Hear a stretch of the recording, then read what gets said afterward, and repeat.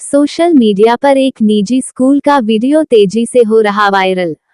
बिहार मुजफ्फरपुर ब्रह्मपुरा थाना क्षेत्र अंतर्गत एक निजी विद्यालय में कुछ अज्ञात लोग और पूर्व शिक्षिका वेतन को लेकर जमकर हंगामा हो रहा था। पढ़ाई शुरू कर दी, जिसका वीडियो तेजी से वायरल हो रहा है। प्रधानाध्यापक अनिल कुमार ने बताया कि पूर्व शिक्षिका अंकित भारद्वाज, प्रिया कुमारी एवं आराधना अंकित भारद्वाज की सहेली थी भी साथ में थी। कुछ अज्ञात अपराधियों के साथ मारपीट शुरू कर दिया, जो कि एक नर्स का काम भी निजी हॉस्पिटल में करती है। बोली, क्या निजी हॉस्पिटल में गाली देने का काम करती हूँ? यह तो मेरा गाली देने का काम रोज का है। पूर्व शिक्षिका ने 112 को बुलाकर शिकायत दर्ज कराई थी।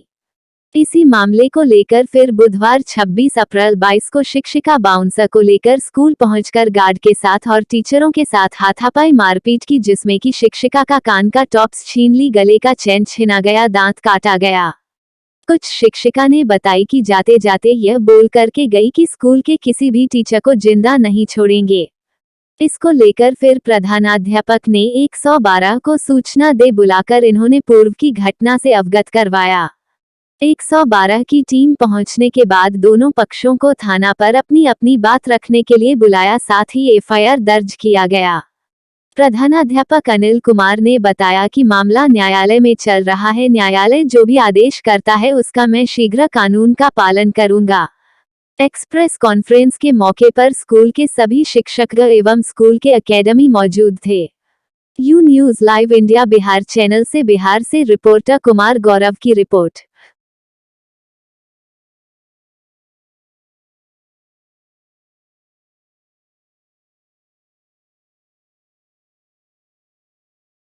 पीछे किए और वो हाथापाई पे उतर और हाथापाई पे उतरने के बजाय और हमारे नॉन टीच को खींच के जब ले गई और उनको बचाया जा रहा है, तो वो क्या किए कि कान का पकड़ के खींच ली।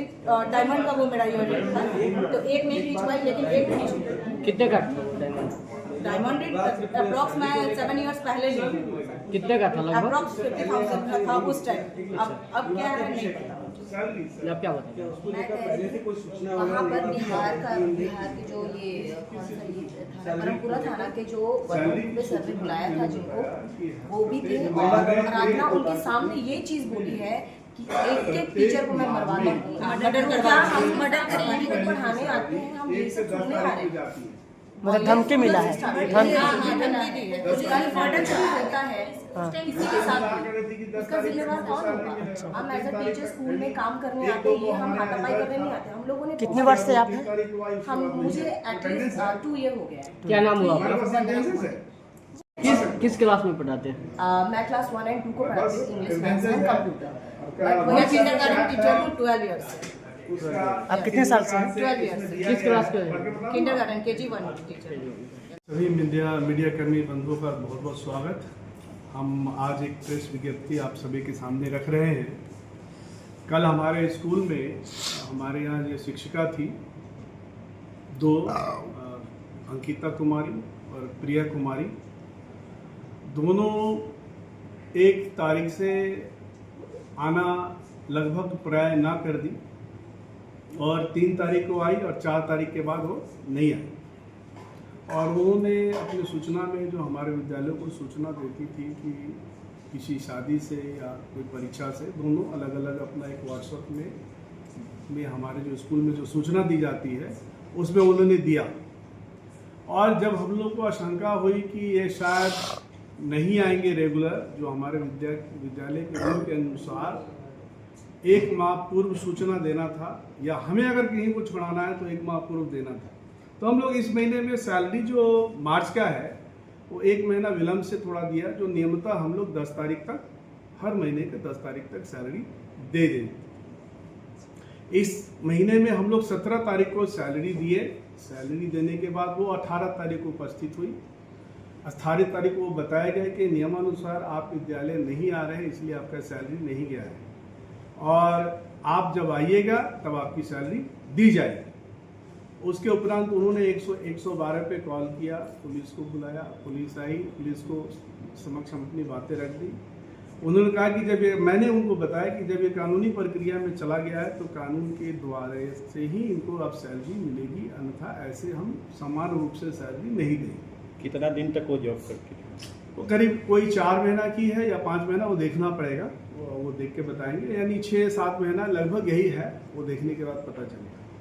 उसके बाद ये 22 तारीख को यानी कल ये आई और इसका शायद इनका मनसा ही कुछ लड़ने झगड़ने की थी और जिद करने लगी कि मिलना है मेरे से, तो मैं मिलना नहीं चाहा। तो हमारे जो स्कूल मैनेजर हैं संजीव सर, मैंने उनसे बोला कि उनको समझाइए हमारे नियमावली क्या है, और ये नियमावली की कॉपी जब कोई भी हमारे यहाँ नियुक्त होती है उनको एक कॉपी दी जाती है और उनका हस्ताक्षर भी बनाया जाता है, हमारे जो उनके यहाँ कागजात वो सबमिट करते हैं सभी लोग जैसे ही आता है। तो नियमावली में वही नियम नहीं है, उसमें 60-70 नियम है, उस नियम के तहत उनको ये करना था, तो वो नहीं था, उसी के तहत उनके पैसा नहीं मिले।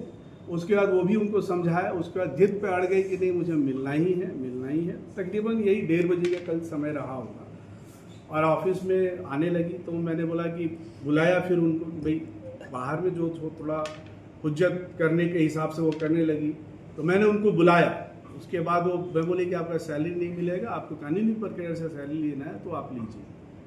तो वो नहीं जाने लगी, तो फिर मैंने अपने जो मेरे नॉन टीचिंग स्टाफ थे मैंने उनको बुलाया और जो भी बाहर में भी जो खड़े थे जो हमारे स्टाफ सपोर्टिंग स्टाफ, उनको बोला इनको बाहर कीजिए। उसके बाद उनको बाहर करने के बाद जब बाहर में गए तो उनके मित्र थे